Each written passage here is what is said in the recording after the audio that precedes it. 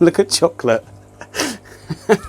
I don't know why, it just makes me laugh. Hi guys, my name is Mark and I suffer from MTS, multiple tank syndrome.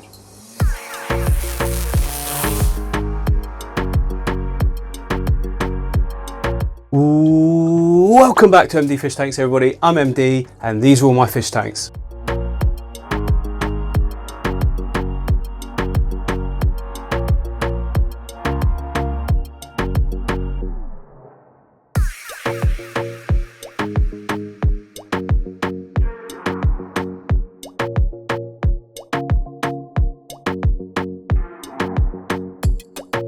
Well, a lot of you have been asking recently how I maintain all these tanks. Tank, tank, tank, tank, tank, tank, tank, tank, tank, tank, tank, tank, tank, tank. Tank, tank, and a tank I need to escape soon. And tank, happy birthday son! And quite often I say that it's easy, and to be honest, I do find it easy because it's fun and it's enjoyable, it's part of the process, so anything that's fun should be easy. That's, why else are you doing it otherwise? But now I just want to take you through a little bit of a procedure as to what I actually go through, what I do every day on a daily basis. What? Finish, my other job and how I just keep it all clean and running well. I mean, don't get me wrong, the tanks aren't perfect by any means. Like, some of this grime and the dirt doesn't show up that great on camera, which works perfect for me. But it's not bad for the tank either. So, and also I'm quite accepting of the fact that there will be a little bit of algae in some tanks. Like, some of them have it, some don't. It's all natural, like, and you shouldn't get so hung up on that either. Like, it's not a problem unless like your tank is just like carpeted in algae. In certain conditions, algae populations can grow explosively. Like the one was inside that was the old Better Aquarium. That was just a mistake that needed fixing just by restarting. Sometimes that's the only way, but most of the time, a little bit of algae, absolutely natural, nothing wrong with it, and yeah, just go with it.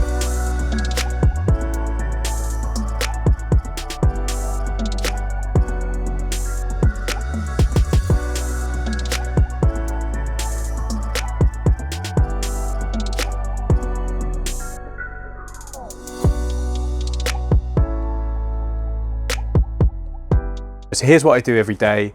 I wake up, come in, have a little look and see what needs doing, what doesn't need doing, and then we go from there. Just a quick note guys, if you do want to support the channel further other than just watching the videos, then you can log on to my Patreon and donate whatever you do or don't want. You don't have to, but it'd be great if you can, and that helps support the new studio that's coming in the new year, and I think you guys are going to absolutely love what I've got lined up with that.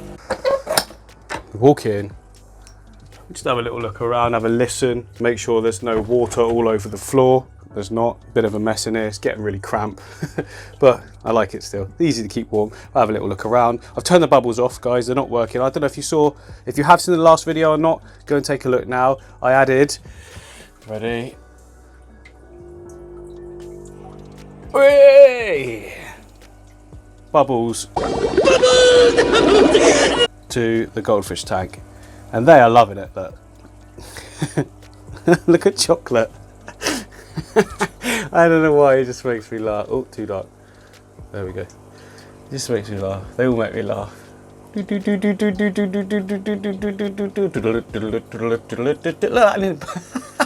Acrobatics now, they're just showing off with the camera.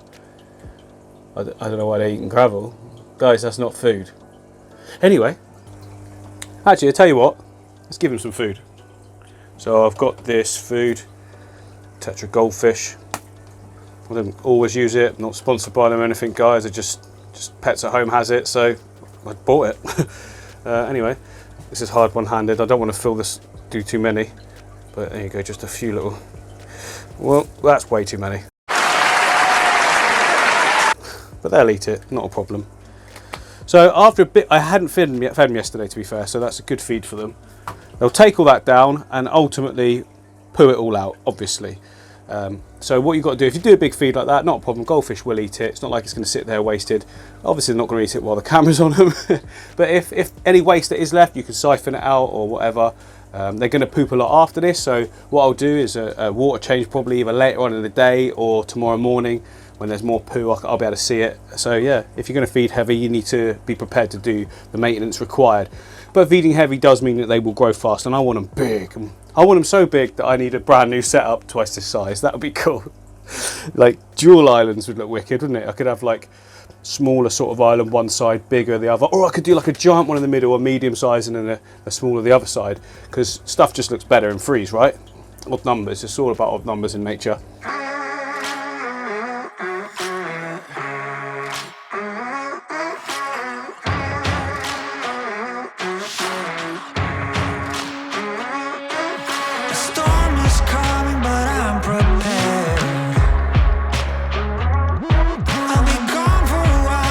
So I know that these are all perfect because I've only just recently sorted them all out. Look, that's the aquarium, the 4-foot one, axolotl.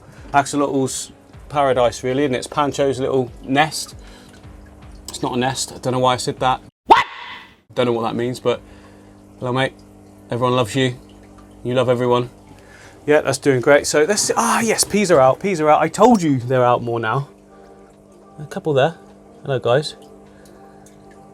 Right. Why is it not focusing? There we go. Okay, right, so they're at the top. I found that the flow in here, I just angled it, look, towards this side, comes down in a circle. They can go in it if they want or if they don't want to.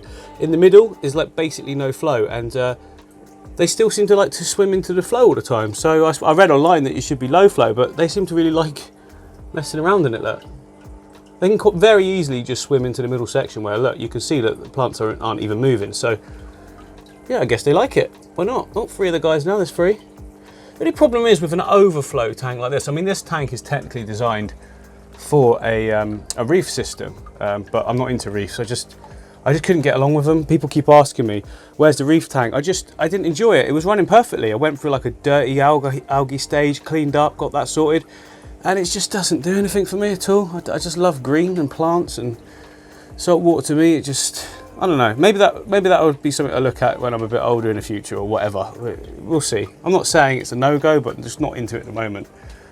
The only problem with an overflow, as I was saying, look all the snails collected on it. I think it might be because the actual power head at the base of this area that's pushing the water out is really powerful. So the faster the water's coming out, the faster it's going to be falling back in. So a lot of those snails are getting caught up there, but I suppose that means that they're not polluting the tank at all, I guess, and easy to pick out. So every cloud has a silver lining. This is one of the shrimp tails ones. So today I'm looking at these tanks here and I'm thinking, right, that's looking a little bit murky to me. And I'm like, why is it murky? I mean, the shrimp seem to be doing really well. There's a couple of buried in there. They've got saddles on there. They're doing really good. But when you come to the side, look, that's why. Look at all that algae on the glass. Fortunately, that's an easy fix, and like you'll find with a lot of my tanks in here, I set them up so that they pretty much keep clean themselves. I recently just did the filter for the aquarium, which is down there, and that's not been touched since it was set up. And to be honest, it wasn't that dirty. There was a little bit of waste all collecting in the bottom, but that was it, and I pulled that all out, and now the sand look is going back clear again. It did get like a little sort of blackish dark tint to it. That's a good sign that you need to clean out your filter, because there's like organics and whatnot all in the water column that's causing that normally. That's what I found anyway. I don't know if that's true or not, but that's how it works for me. But yeah, oh, the crystals are out. Oh, ow. Banging. Yeah, the crystals are out, look. They're looking great.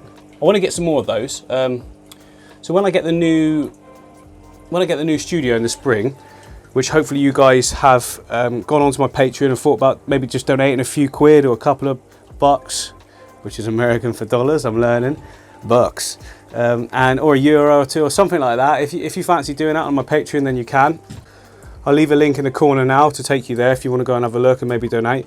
It's going to be building a new studio that will be 4 times the size of all of this, which means there'll be so much more space. I'm going to get like 3 of these massive tanks, a couple more of the 80s, and then a load of the 60 centimetre ones as well. So 60, look, they're not eating that yet. Come on, guys.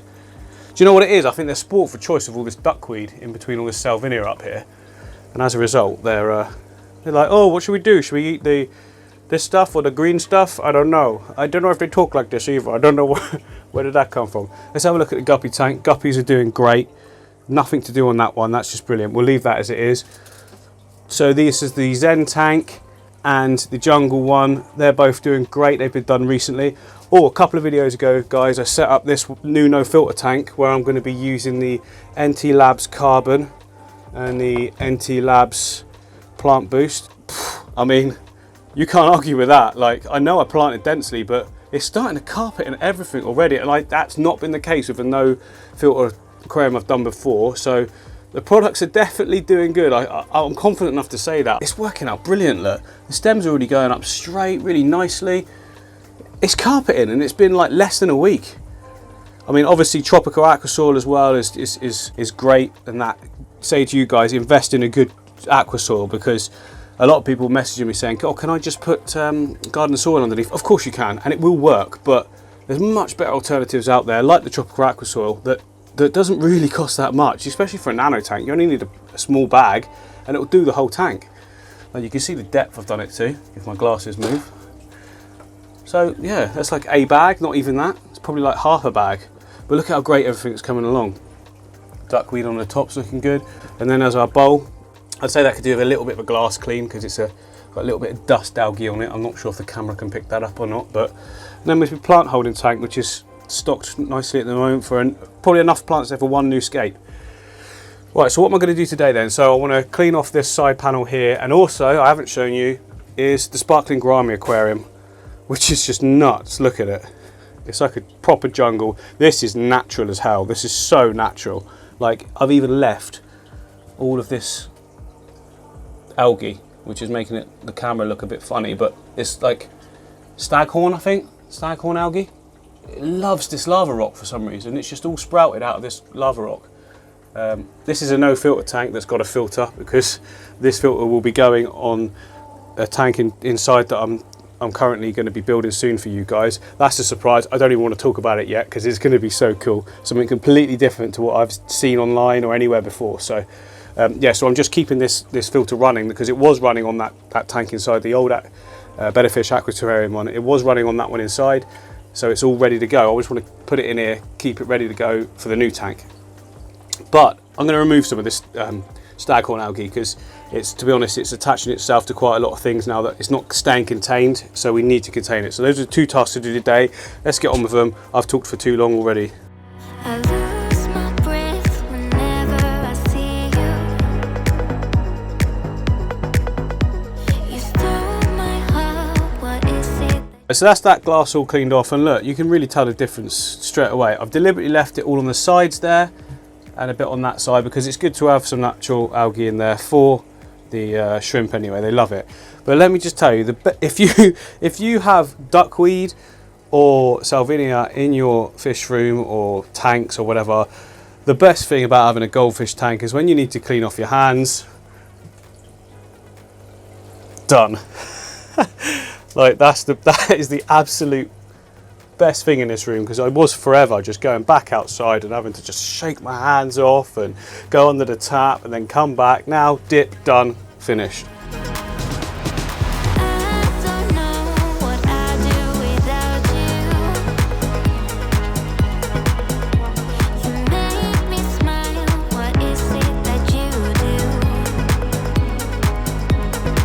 Right, so let's take a look at this tank then, the sparkling gourami no filter tank. I suppose it's best just to dive in, isn't it, really? I've got a bucket down on the floor next to me, but so the best thing about this kind of algae is that it's all sort of joined together. You can feel it, it's quite grippy in your hand, and you can pull it off as one look, which means that it's quite easy to clean up. So it's best just to try and grab it all together, run your fingers through, and as you pull it, look, it all comes up together, which is so much easier than other forms of algae. Like, if you're going to get an algae, I'd say the staghorn is the one that you want, if you like. I wouldn't say want, but it's weird when you take it out. Like, I don't know if you guys can see that, but look, it looks like a synthetic sort of plastic. Do you know what I mean? It's so strange to hold, and it feels weird, but it's all completely natural, and I kind of like it, if I'm honest. Like, it doesn't bother me. The stuff at the front when it gets this big does bother me, but I know it's going to grow back, but again, it doesn't bother me. Look how good those red root floaters look, guys. Look at that. I love that. Right, I'm going to get the rest of it out as best I can. I'll leave some as well, because it's not bothering me. And if there's any other algae in there that I don't like the look of, I'll trim that off as well. So some of the leaves are probably going to be hard to get it off of, so I'll just snip those ones that it is. And then, yeah, go from there.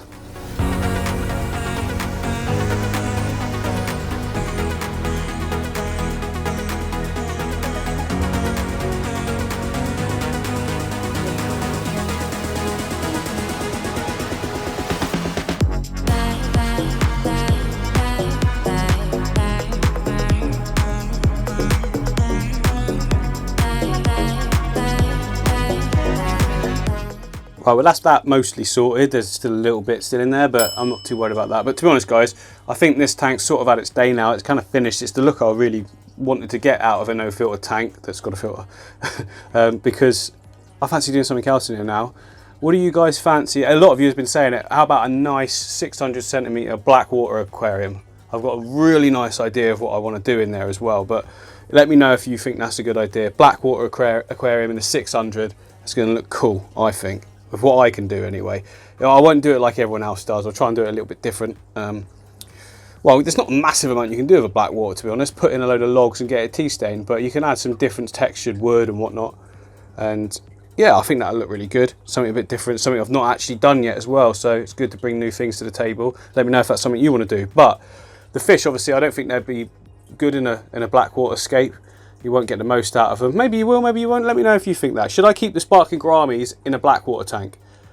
If not, the other option is to put them in this tank, which is my 200 litre Discus aquarium. Now this has grown in loads since I set it up. I'll leave the setup video link above, but I don't want to focus on this one for this video because I'm going to do soon a whole video on us sorting this out. There's a few issues that need sorting, like the soil falling through gaps. The plants have grown like crazy to the point where they're looping over at the top now. I've had insane growth in here. It's going absolutely brilliantly. New growth on all the anubias as well. I mean, that hasn't happened as quick as that ever. So there's new growth on every single plant everywhere. It's doing fantastic. So yeah, a video coming on that soon. Yeah, well basically guys, that's it. I mean, this video is already much longer than it needed to be because spat everywhere. Hopefully you guys just like hanging out with me. I like making stuff for you, showing what I'm doing on a daily basis. I just think, you know, it's a bit more engaging rather than just, here's a tank and here's how you build it and here's some captions and bore off.